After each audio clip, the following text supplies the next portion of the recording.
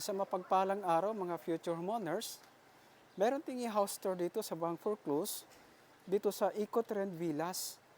Ang address po nito ay sa Puti, Las Piñas lang po. Napaganda ng location dahil malapit din po ito sa palengke ng Las Piñas sa Sapote.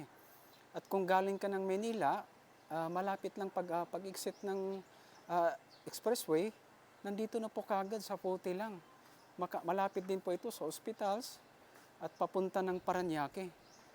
Itong Ecotrend Villas, itong unit na to, two-story po siya, pero meron siyang attic, with attic po yung taas na nun. Two-story, with attic po siya. Ang lot area po pala nito ay 57 square meters. Ang floor area naman, 123 square meters.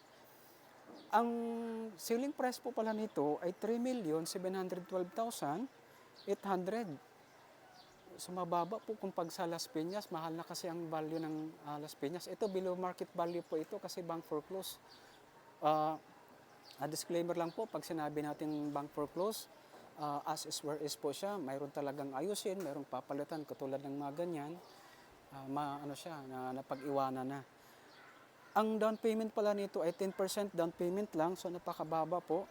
At ng 90% ay iloloan natin kay bank. So, napakaganda po ng na to. Kung ating titingnan ng mga kapitbahay, maganda po yung mga kapitbahay. Ito lang, napag-iwanan lang siya. Papasok tayo sa baba. Dito meron na pong gate pero wala ng pintura. May caretaker po dito. Pag sinabing caretaker, sila po yung nag-aalaga ng unit. Ito nakasemento na po siya dito sa baba. Ito ginawa pong stock room. Ito po talaga sa baba ay ginawa tong nila na lang ng parang living area. Kasi ito talaga siya, ang sigurong design nito ay pang parking lang po siya. Pero ito ginawa po nila. Parang ginawa po nila tong, dito kasi binago nila parang pinaparintahan po nila itong unit na to. Kasi dito, bukod-bukod yung sa second floor, bukod din po yung hagdanan. Ito malawak po yung unit niya. Dito, yung living area, tapos may dito, ang dining area. Meron po siyang CR dito sa baba. Nandito po yung CR niya. Ayan. Yung CR niya sa baba. Meron pang ano pa siya. At nakatiles na rin. Pati yung sa ground floor pala, ay nakatiles na po siya.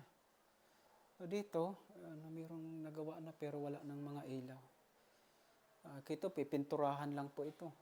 Ito lang ang kailangan to isisemento kasi parang sila dito. Kasi pader to ng kabila kaya sila. Tawag nito hindi na finishing po ng kapitbahay. Akyat tayo sa second floor. Dito po tayo sa titingnan natin yung second floor. Bukod po kasi ang pag-akyat niya, dito po yung niya, akyatan. Siguro nga pinaparintahan po yung unit na to. Dahil iba yung papasok sa second floor. Ito meron po ditong maliit na balcony. Ito sa taas dito sila nagsasampay ng kanilang mga labahan. Pagpasok po dito, ito kailangan lang ng palitan. Medyo na bulok na. Yung pinto, ito, malawak po siya kung itong gagawing kwarto. Pwede po siyang gagawing kwarto. 2 bedrooms po ito. Malawak po siya kasi meron sa baba. Yun po yung living area at saka dining. Ito po yung hagdan. Dati daw dito, baka meron daw hagdan pero tinanggal lang po nila. Ito, nabulok na siya. Yung kisame. Kaya yun ang ayusin. Ito may CR din po dito sa second floor. Dito, meron namang service area. Pwede siya din dito sa laundry area kasi open din po siya. Akyat po tayo dito sa attic.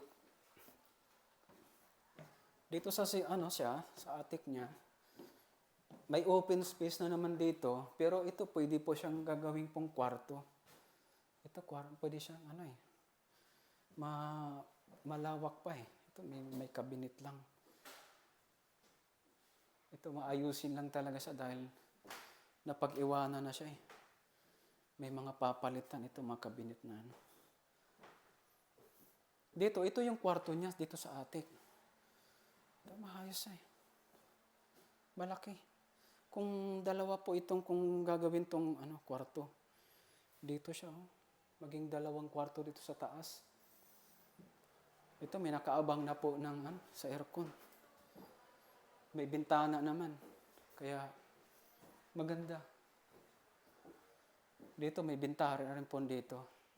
Ito, maganda po kung sa bank foreclose kasi ang hinahanap po natin ay yung location. Napaka-importante po ng location dahil hindi na kasi natin mababago yung location. Pero yung bahay, pwede pa natin na ayusin o pagandahin pa siya. Tulad nito, pwede siyang ayusin eh.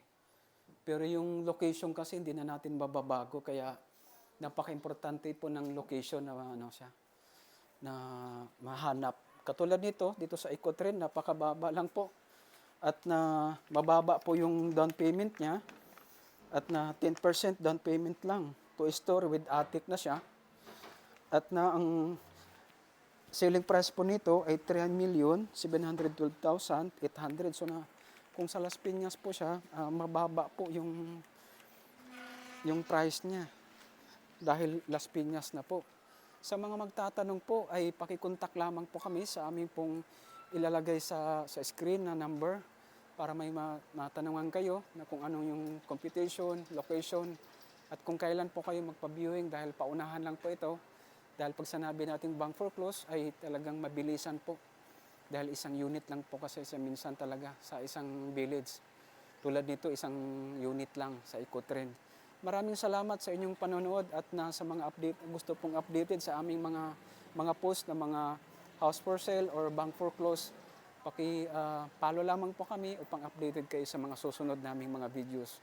Maraming salamat at God bless po sa lahat.